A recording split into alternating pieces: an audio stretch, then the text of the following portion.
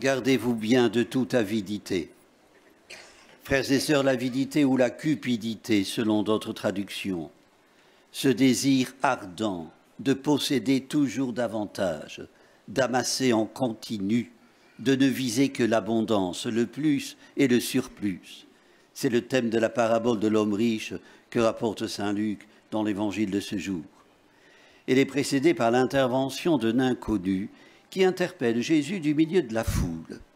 Il lui demande d'intervenir pour trancher le différend qu'il oppose à son frère en matière d'héritage. Il pense que l'autorité de Jésus le désigne pour qu'il lui soit rendu justice.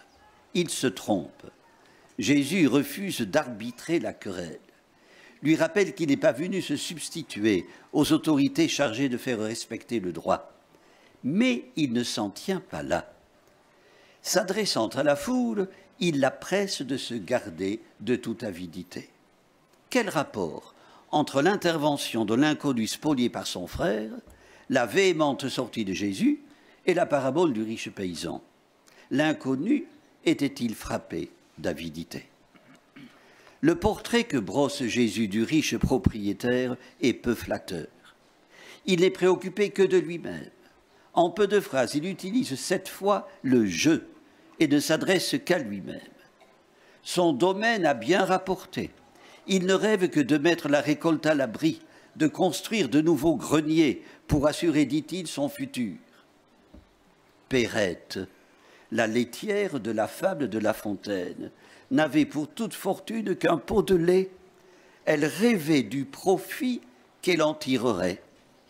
Tous deux battent la campagne. L'une casse son pot, l'autre s'entend dire par le Seigneur, « Tu es fou, cette nuit même, on va te redemander ta vie. » Jésus conclut, « Voilà ce qui arrive à celui qui amasse pour lui-même au lieu d'être riche en vue de Dieu. » L'avertissement est clair. Il faut viser l'essentiel. Ce n'est pas la richesse, ce n'est pas l'abondance. Le propos est récurrent chez Luc.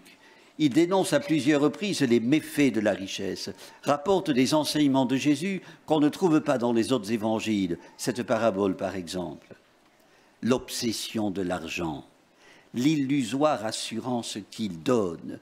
L'évangéliste les stigmatise dès le Magnificat, dès avant la naissance du Messie.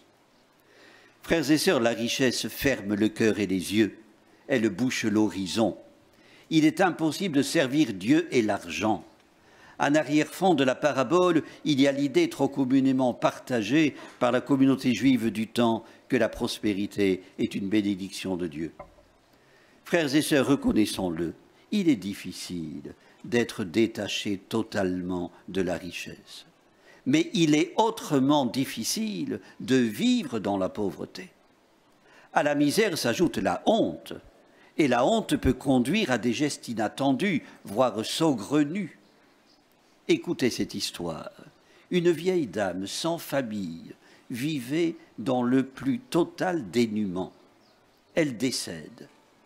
Les petits frères des pauvres qui la visitaient décident d'accompagner son convoi qui risque d'être réduit au seul préposé des pompes funèbres. Ils apportent un bouquet de violettes pour qu'il y ait au moins quelques fleurs. Stupeur.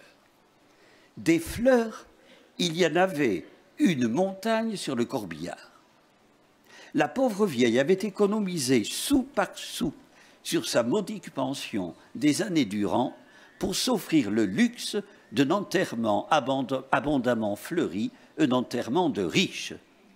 Sur un ruban qui barrait une énorme couronne, on lisait en lettres d'or « de ma part ».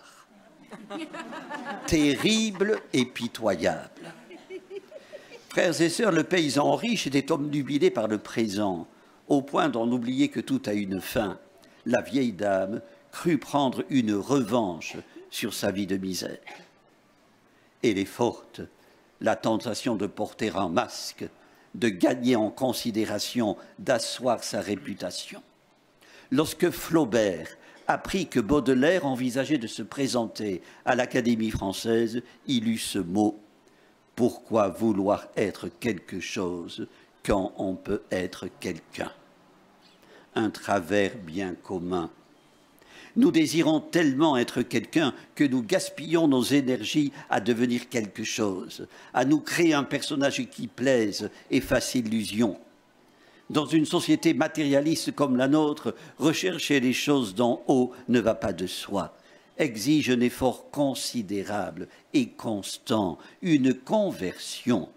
Elle est indispensable si nous ne voulons pas sombrer dans ce que le pape François appelle l'idolâtrie des immanences. La convoitise est plus dommageable que la possession, écrit saint Augustin. Frères et sœurs, c'est elle qu'il faut faire mourir en nous. Ne rien convoiter est d'ailleurs le dernier commandement du Décalogue.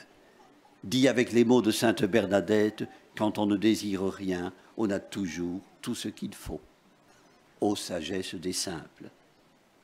Gardez-vous bien de toute avidité, frères et sœurs, ne perdons pas de vue l'essentiel. Ne nous laissons pas envahir par l'accessoire. On rapporte que dans certains rites funéraires antiques, une pièce d'or était déposée dans la bouche du mort pour payer son passage sur l'autre rive. Elles y sont toujours. Les archéologues les ont retrouvées et les collectionnent. Quel esprit ne bat la campagne, qui ne fait château en Espagne? Chacun songe en veillant, il n'est rien de plus doux. Note plaisamment La Fontaine dans la fable que je vous ai citée. Mais gangrené d'avidité, aucun rêve n'est doux. L'inconnu se méprenait sur le rôle de Jésus. Il n'empêche, la bonne nouvelle va à la racine du différend qu'il oppose à son frère. Elle dit que même la revendication juste ne peut pas échapper au désir d'avoir plus.